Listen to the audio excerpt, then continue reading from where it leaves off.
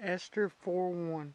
Now when Mordecai learned all that had been done, Mordecai tore his garments, put on a sackcloth with ashes, and went out into the midst of the city and cried out with a loud, bitter lamentation. So he started mourning. Oftentimes we don't take time to grieve and just expect God to save us from hurt. Sometimes He's going to allow us to be hurt, then fix things so we can appreciate the blessing more. Okay, Daniel 6:15 through where? Daniel 6:15 through something.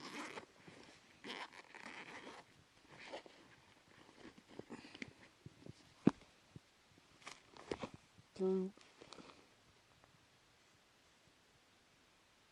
16. Daniel 6:15 through 16.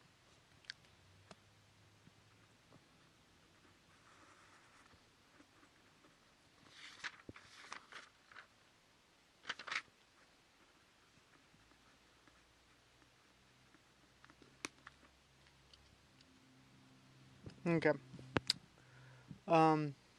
But the men kept coming to him and insisting, "Remember, O king, that you are under the Mede-Persian laws. Every decree or prohibition issued by the king is irrevocable. It's irreversible." So this may be, the scripture refers to him as a king. He may be an overseer placed, and they see him as a king. He may have had those in charge over him, and he's more of a governor. But either way, even the king himself could not change the laws once it was penned. They had to be issued and followed, which meant Daniel had to go to the lion's den. God would save him, and he could be brought back out, but Daniel had to go to the lion's den. And then the law could be changed. But because Daniel broke it, at this point he could change it, but Daniel would still have to face the consequences of it. The king therefore could not help giving the order that Daniel be brought and thrown in the lion's den. The king said to Daniel, "May your God, whom you serve, faithfully save you." So he's showing favor to Daniel. He don't want to throw him in the lion's den, and he's hoping God can do something for him.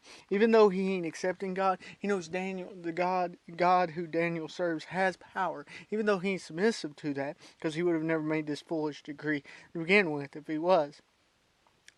He still wishes the best for Daniel. He knows that Daniel has something, and Daniel stood for something more powerful than what he decreed. And sometimes our integrity in the Lord will help bring those into faith.